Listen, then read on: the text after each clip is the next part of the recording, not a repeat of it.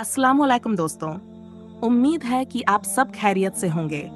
अगर आपको हमारा कंटेंट पसंद आ रहा है तो हमारे चैनल को सब्सक्राइब करें और बेल आइकन को दबाना न भूलें ताकि आपको हमारी नई वीडियो की अपडेट सबसे पहले मिले। अपने दोस्तों और परिवार के साथ भी शेयर करें। जज़ाकल्लाहु खैर और हमें अपनी दुआओं में याद रखें। हज़रत मूसा और फ़िरौन की कहानी इस्लामिक इतिहास की सबसे महत्वपूर्ण और शिक्षाप्रद घटनाओं में से एक है।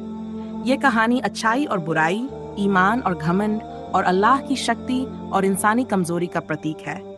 इस कहानी के हर पल में अलग अलग भावनाएं उमड़ती हैं, जो इसे जीवंत और भावनात्मक बनाती हैं।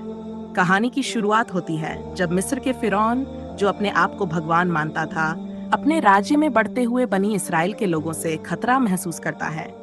उसने एक फरमान जारी किया कि सभी नवजात लड़कों को मार दिया जाए ताकि उसकी सत्ता को कोई चुनौती न दे सके।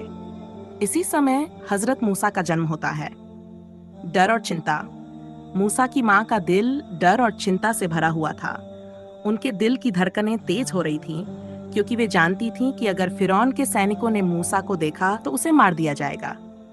लेकिन अल्लाह ने उनके दिल में विश्वास भरा और उन्हें हुक्म दिया कि मूसा को एक टोकरी में रखकर नदी में छोड़ दें। उनका दिल बेचैन था, लेकिन उन्हें अल्लाह पर भरोसा था।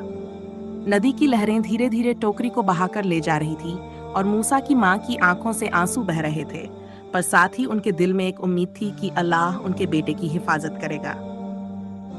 सदमा और आश्चर्य। फिरौन की पत्नी, जो नदी के किनारे पर थी, ने उस टोकरी को देखा।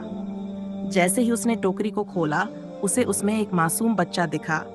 उसकी आंखों में आश्चर्य था और उसका दिल उस बच्चे की मासूमियत देखकर पिघल गया।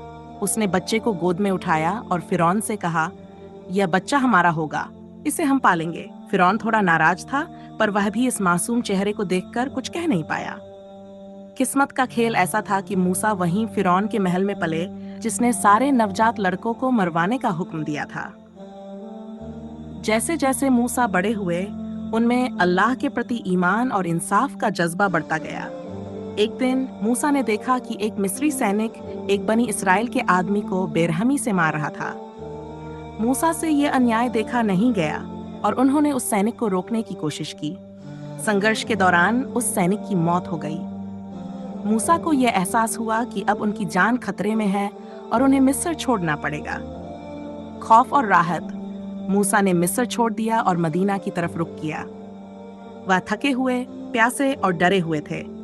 लेकिन जब उन्होंने एक कुएं के पास पहुंचकर कुछ औरतों को पानी भरने में मुश्किल होते देखा, तो उनका इंसाफ और मदद का जज्बा जाग उठा।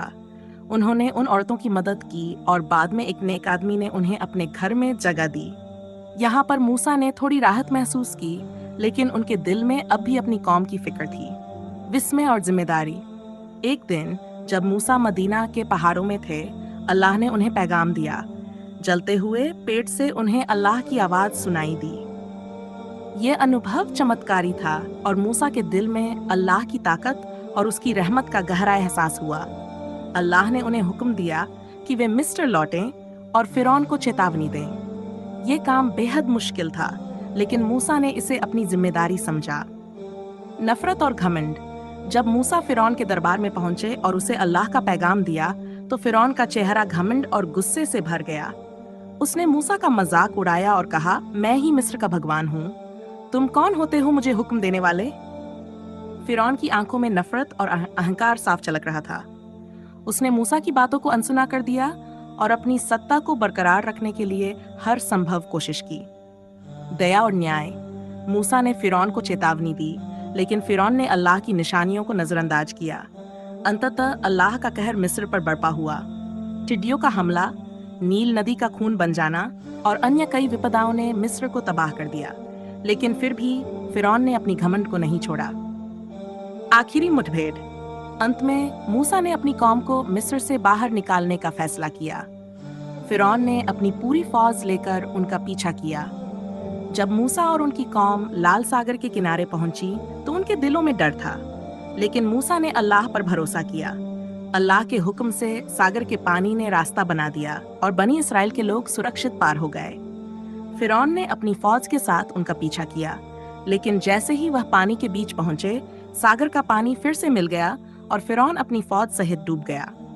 उम्मीद और राहत, ये मूसा और उनकी कौम के लिए एक बड़ी जीत थी। उनके दिलों में राहत और अल्लाह की शक्ति पर अटूट विश्वास था। यह कहानी हमें सिखाती है कि चाहे घमंड कितना भी बड़ा हो, अल्लाह की शक्ति और न्याय सबसे